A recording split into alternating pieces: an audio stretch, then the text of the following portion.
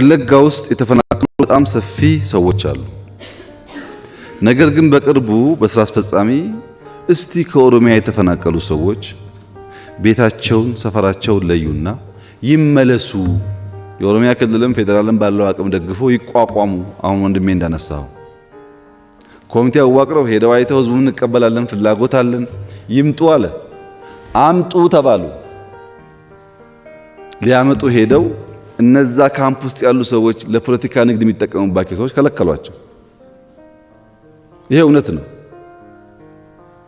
ካምፕ የተቀመጠው ጎጃምም ሰሜን ሸዋም ያለው ሰው ይመለስ ማለት አልጋ ባልጋ ነው ማለት አይደለም። ከህዝቡ ከወንድሞቹ ጋር ያለውን ችግር ተጋፍጦ ይኑር።